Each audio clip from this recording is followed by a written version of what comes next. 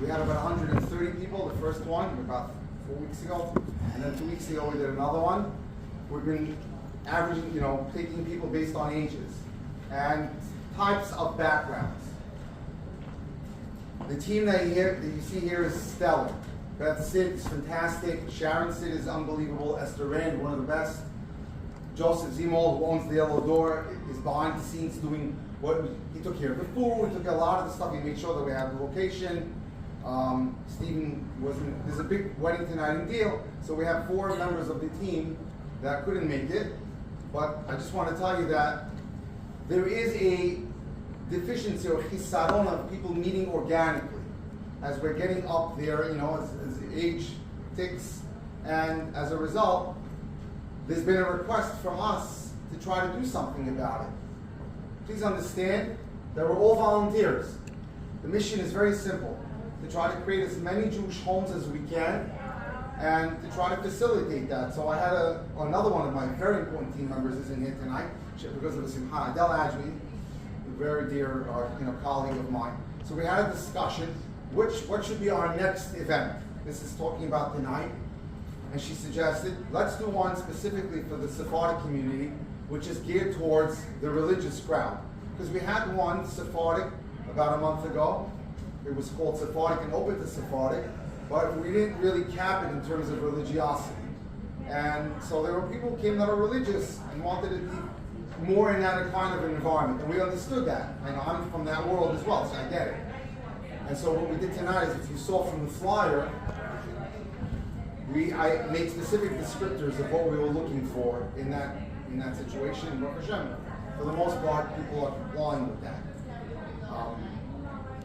Baruch Hashem, so that's good. So now, what we did for the first 2 was to have dinner, just snacks, etc., followed by speed dating. For those who've never done speed dating, it's one of the most organic ways to meet as many people as you can. Essentially, what it is you have a row of girls and a row of boys. The girls stay stationary.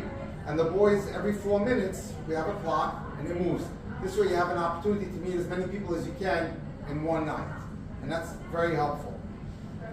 Tonight I changed it a little bit because I felt that Einstein wrote something very interesting. And that is, insanity is doing it the same way again and again and expecting a different result. People, at the end of the day, will come to another event and do it the same way. How about if I were to just give you a bit of an introduction or a half hour, 35, 40 minutes of what's doing in dating. Why do I say that? Because I've probably been on the 1500th report. So I think I know a little bit of what I'm talking about. And throughout the day, that's all I do. I was a doctor for 35 years. One of my passions was to teach young men and women how to date successfully. And Baruch Hashem, I was on Netflix a couple of years ago in a movie with Elizabeth Shalom, and I do a lot of this stuff on a worldwide level. So tonight I want to share with you what I see regularly. Some of the mistakes people are making, how you can improve your performance so that you can improve the outcome. It's that simple. Education will lead to better execution, and that's key. But like during the time of the Tanaim, when Rabbi Dr, who formulated the Mishnah, he always started his lecture with a joke, so I have to go in the same way. So I'm going to first go after the guys, and then we'll come after the girls. Here we go. Second.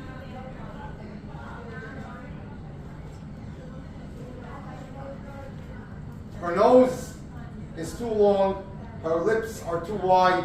I couldn't possibly take that girl for a bride. She jabbers out questions, she laughs too loud. She's not that smart, she only blends in with the crowd. What's that you say? I should give the girl a chance? Okay, if you say so, I will not trust my first glance. Well, what do you know? Boy, am I ever surprised. She has so many pluses that were somehow disguised. Her laugh sounds so charming, her questions so dear, her brightness was hidden, her modesty so sincere. I was so arrogant with my endless demands. Now I'm humbled to see the work of Hashem's hands. I'll always be grateful for such a wonderful wife whose great midot has enriched the days of my life. Now I'm a new dad and I have to disclose my precious baby has a gorgeous long nose. So we see here, let's not judge by first appearances. Let's give someone a chance. That's critical. Now to the guys or the girls. Welcome to the husband store. A new store has opened called the husband store. And there's a sign at the entrance. You can visit this store only once. There are 6 floors, and the value of the products goes up as you go up each floor. The shopper, who's a woman, can choose any item from any floor or keep going up to the next floor. But she cannot go back down except to exit the building. So a woman goes into the store. Imagine this is the Bloomingdale's of husbands. On the first floor, the sign reads her and it says, floor number 1, welcome. Here we offer men who have good jobs. That's nice, she says, but I want more. So she continues up with the sign that reads, welcome to floor number 2. Here we have men who have good jobs and love kids. She's intrigued now. She says, you know what? You know how it says, okay, well, he has 100, wants 200. She says, you know what? Let's keep going with this. So she goes up to floor number 3, and there's a sign here, an electric sign that says, here we sell men who have good jobs, love kids, and are extremely handsome. Wow, she thinks. But it seems like it's going better, so let's go to floor number 4.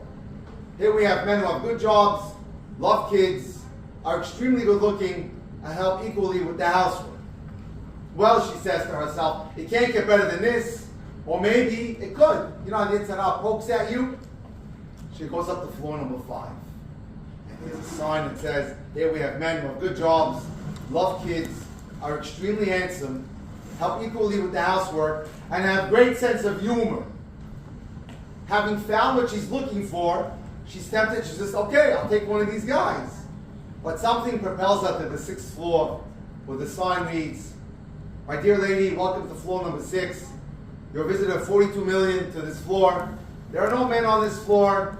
This floor only exists to prove that women are impossible to please. Thank you for shopping at the husband store. It's just a joke, but you know, what can we learn out of this? And that is that sometimes we see that dating seems to have become a little bit harder than it used to be. We need a strategy. What's the strategy? Don't worry about what's coming up ahead. Just go as far as you can and let Hashem take you the rest of the way. One of the most important things I want to share with you is teach yourself to see the rose, not the thorn. That's very important. Look at the positive in someone. Recently, there's a professor in Yeshiva University. His name is Benjamin Blythe. He celebrated his 60th anniversary in Hollywood. He has a lot of friends in the movie business. So, you know, people are coming, directors, producers, actors. And one person comes up to him and he says, 60 years married to the same person? How'd you do it? And he goes, I'll tell you in a couple of minutes. I'm going to talk about it. So one of the producers says, I could see it happening, but it would take me 5 wives to get there. How'd you do it with one? And he tells him something fascinating. See, it all comes down to having gone to yeshiva. In yeshiva, the first Mishnah you learn, Il Mitziyut, Baba Matziyah, is what happens if there's a garment on the floor and 2 people pounce on the garment at the same exact time. Does anyone know the halakha? You take a scissor and you cut the garment down in half and give each one a piece. He goes, that's been the motto of our life. We share the garment. Once you share the garment, that's all about. So one of the most important things I want you to look for in a partner is vatranut. A giver. That's so important. And if that's not something you have in yourself, let's work on it. But I want you to understand also, it doesn't make a difference how old you are. I'm going to share a story with you. At one of the most prestigious high schools in London. And the people there are graduates that go on to the best jobs in the world. And it's 11th grade. And the headmaster sits them down. And he tells them, today's assembly is about the start of the journey of your life. The start of the rest of the life. In 2 years, you'll all be graduating. In 3 years, you'll be studying across the world, studying at the university of your choice. In 5 years, you'll start your careers. Many of you in this room will be working for the top corporations across the world. You will then get married, after which you may buy a house. In 10 years, your path, your life will be set for you. Within moments after the headmaster completed the sentence, a student raised his hand from the back of the room, which is not done. Says, "Can I say something?" Confidently approaches the stage. "Can I have the mic?" And the headmaster is in shock. "I'm sorry, Mr. Headmaster, but let me tell you why that approach may fail you. I know people who graduated at 21 and didn't get a job until they were 27. I know people who graduated at 25 and found work immediately. I know people who found a job right away, making decent money, but hate what they do. I know people who went to school in Israel, took a gap year, and found their purpose. I know people who were so sure about what they were going to do at 16, but changed their minds at 26. I know people who have children but are divorced. I know people who are married and have to wait 10 years to have children. I know people in relationships who love someone else, and I know people who love each other but are not together. My point is, everything in life will happen according to Hashem's time clock. You may look at your friends and think they're ahead of you, and maybe some of them are behind, but everything happens at its own pace. I should tell you an interesting story. Yesterday we inaugurated a minyan just for Shabbat for singles, and it's taking place at the Young Israel of Ocean Park. So someone recommended that I go in to talk to the president, which is how this partnership came to be. So I introduced myself. I'm Dr. Cohen. He says to me, "My name is Earl David." I don't know why I said this. So I said to the guy, "What high school did you go to?" Looked like he was my age. He said, "Yeshiva University, Brooklyn." I said, "I went to the same one too." "What year did you graduate?" 80. He says, "I had a brother in 78. I was class of 78. I said, "Your brother was Michael David?" He was one of my best friends. He goes, "Let's get him on the phone." I haven't spoken to the guy in 42 years. 42 years. I want to show you how Torah is the way. I remember when we went to NYU together, left the derech. And he came from the most cookie-cut Borough Park home you could imagine. Hanging out with Italian girls on the campus and everything. But watch, he says to me, I told him, "What happened? Tell me about your life." He goes, "Yeah, I got married. I'm not religious anymore. Divorced, horrible divorce. I have 2 kids, totally not interested in religion, Goyish girlfriend. How about you?" So I said, 7 children, 18 grandchildren. "Wow! How'd you do that?" It's not about me. It's about having the right path in life. It's about having Torah in your life. Let me share an amazing story with you. This I have to tell you guys. There's a lady in Israel. Her name is Gila Mandelson. Find that story. Yeah. Gila Mandelson is one of the top dating coaches in Israel today. Gila Mandelson was never religious her entire life. She ends up going to a Project Birthright and landing in Israel. Someone takes her to an Orthodox wedding. And she walks in jeans. She doesn't know anything. She sees a mechitza for the first time. She's from LA. She goes to UCLA. She's studying psychology over there. And she's in shock. And they're talking to her about how they're katan kala, shomei negiah, and how they're careful and just intriguing her. She says, "You know what? I know nothing about Judaism. Nothing. I had a client like this today. She's getting a get after 28 years of being divorced next Sunday. They're writing the get file." She no. So she says to the head of the tour, I don't want to go back to LA. I'd rather stay. Can you get me hooked up? So they put her into Neve Yerushalayim, great place, where she starts the process of being choser b'tshuva. And when she gets religious enough, they set her up. I know the people there, and they set her up. They set her up with a guy who's an Isha Torah, who's also on that same pivot of becoming from. He's learning regular start now, solid learner, and she says, "I'm going to make my life here." They start dating. It's going very well. And then he says to her, "Now there's a requirement. Before I go to the next level of proposing for marriage, you got to meet my Rosh Yeshiva." who's none other than one of the great rabbis of the last 100 years, Rabbi Dr. If you go to Esha Torah, if you go to the Kotel, you see their prime campus right there. Esha Torah started by Rabbi Dr. Okay, let me read you her diary. After more than enough dating, it was clear Abraham, who's today my husband, was going to propose. But first he told me protocol requires that I meet the Rosh Yeshiva. So he leads me into the Rosh Yeshiva's office, an imposing looking figure sitting behind a large desk, and he says to her very nicely, "You must be Gila," with a warm smile. Me and Abraham, my soon-to-be fiancé, exchanged a few words. Still smiling, the rabbi said, "Have a seat." He asked her about her life, what she's studying, what she's doing. The conversation flowed, and she says, "I was certain that I was making a great impression." Then there was a pause. The Rosh Yeshiva leans forward in his chair, gazes intently at her for a minute or two. He was a brilliant man. And he says, "Akila, please, do me a favor. Give me your definition of love. What's your definition of love?"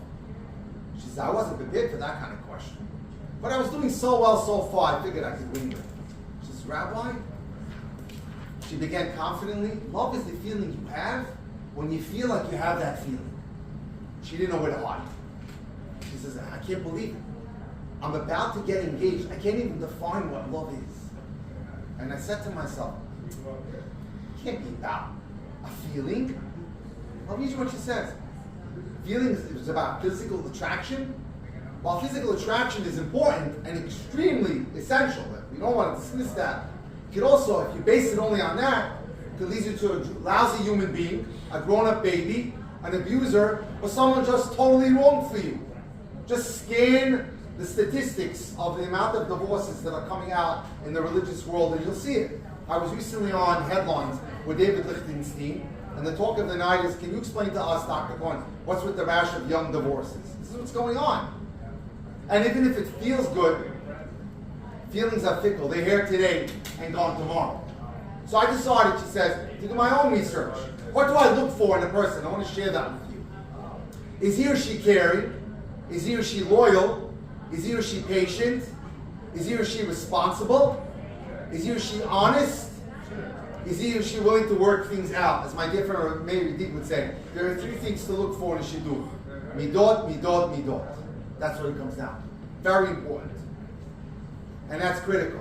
And then she goes on to become a therapist. She describes a couple that walked in, secular couple. I met the perfect couple once, Larry and Linda. They were on the same page in virtually everything. Travel, politics, diet, the environment, you name it. You never saw 2 people so made for each other. They seemed so happy together. They were enviable. Larry and Linda are now divorced. Despite their amazing compatibility, why did their marriage make it? Because neither Larry or Linda possessed the concept of striving to improve themselves. One of the most beautiful things that we have in Yiddishkeit, being Orthodox, is the constant urge to become better, to think about the other person. They never saw marriage as a spiritual path to commit to and to work on. I have a couple that I've helped in Las Vegas. She's an investment banker. He's in real estate. She's a Baal Tshuva. She walks 1.5 miles in Las Vegas to shul. Now, try doing that in July in Las Vegas. It's over 110 degrees. He's washing his car on Shabbat, listening to music, and he hops into the car to catch the Kiddush 10 minutes before. I kid you not, the cops are there every 3 or 4 months. Try to break up a fight. If marriage is not based on a spiritual path, it can't make it. Because what makes us unique? It's Shabbat, it's the holidays, it's Torah, it's mitzvot. This is the binder. This is the glue. So I'm going to close with a story. If you want any more of my pearls of wisdom, I have 500 lectures on Torah time, but I want to get to the evening's itinerary. Back when the Baal Tshuva movement started in Paris about 35 years ago, there was a girl, her name was Sarah. And Sarah decided, my sister broke the mold. She decided to go to university and marry someone who's in learning. So she told her father, I'd like to do the same. So he goes to shul, modern Orthodox, nice people, Moroccan, regular, traditional. And he tells his brother, Moise, Sarah's ready to get married. Oh, I have the best guy for her, but she wants a guy in learning. Okay, so the blind date is made. They're going to meet in the lobby of a 5-star hotel in Paris. And she's waiting, dressed up really nicely. When someone approaches her, wearing a Grateful Dead t-shirt and cut-up jeans. Are you Sarah? Right, for sure. What are you talking about? You're my date tonight? Can't possibly be. What's happening here? He goes, yeah. He goes, you don't even look religious. Oh, I forgot. Goes into his pocket, pulls out the funeral parlor kippah, puts it on. There you go. He goes, why? What's the problem? Because I told my father I want to go out with someone in learning. I am in learning. I'm in University of Paris. In 6 months, I'm going to have my degree in architecture. Complete miscommunication. And then starts a dialogue between him and her. He says, why would you want someone like that? It's because my dream, and I'm not essentially selling this concept to anyone here, but just go with the story and see what happens here. My dream is I want to be a CPA, and I would like to see my husband learn a few years, 4 or 5 or 6 years, and from there, but that's the kind of home we want to build. And they're fighting it out for an hour. After an hour, she says, are you done? Can I go now? And she says, and he says to her, they're about to walk away. And he looks at her and he says, what if I became that guy? Nah, not in a million years. She goes home and she rips her father. What you do to me? Total waste of time. You set me up with someone so totally not for me. No compatibility whatsoever. He calls his brother and he lets him have it. Okay. 30 days later, the brother calls the father of Sarah. He wants another date with her. What do you mean? There's nothing to talk about. Oh no. He dropped out. He's in Aix-les-Bains, in Yeshiva. Now if you've been in Paris, if you've been in France, I once with my wife, up in the mountains is a magnificent yeshiva next to the border in Switzerland. That was started by the Chavetz Chaim's student. And he wants another date. In the same hotel. He comes back. They meet at the same place. It's no longer Grateful Dead t-shirt and jeans. He's wearing now a light blue shirt, nice slacks, velvet kippah. And he goes, you got me thinking. And I started to think about it, and I decided, let me leave my studies for now and focus on learning Torah. I never did it my entire life. And I like it. And I'm enjoying it, and he's now having a nice dialogue about some of the things that he's learning. And it goes well. And then, at the end of the date, he says, can I go out with you again? She says, no. Can't do it. No. Okay. And now maybe she's no longer 21. Years are going by, 23, 25. Word gets back to Paris that Joe went to Muncie to study Or Sameach. For Sameach, he made it to Israel. And now she's 30. And Joe is not Joe anymore. Joe is Rosh Yeshiva to 200 students in Israel. And she's thinking, oh, I think I blew it. Now she's 35. The years are rolling on. And there's a terrorist attack in Israel. He had 5 kids. 3 were killed. And now he has to come back to Paris to see the family. He's from Paris. And everyone's talking, there's a buzz in town. Joe's coming back. And everyone says, you want another date with him? And she's thinking about it. She says, yeah, I'll do it. And guess where they meet? Same hotel. And now she's waiting, and in comes through the front door the shock of her life.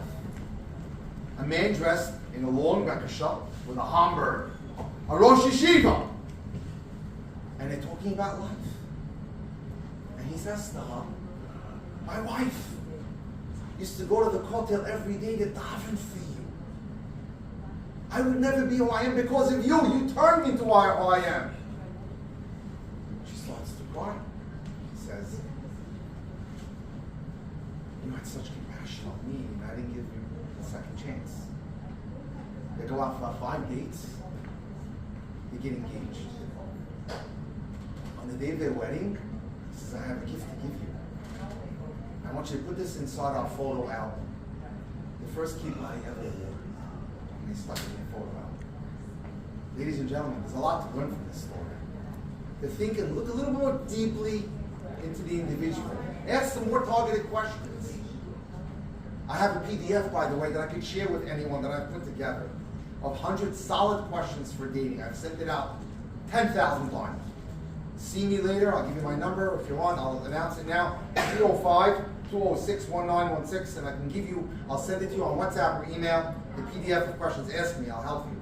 But great communication is what builds great dates. It's so important.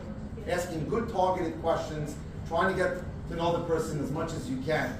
So again, welcome everyone. I don't want to take on any more time. Ruthie, I'd like to scare the crowd now to have dinner. Everyone now is welcome to have dinner. Come please, there's a sushi dinner waiting for you guys outside. And we'll come back and we'll do speed dating. Thank you.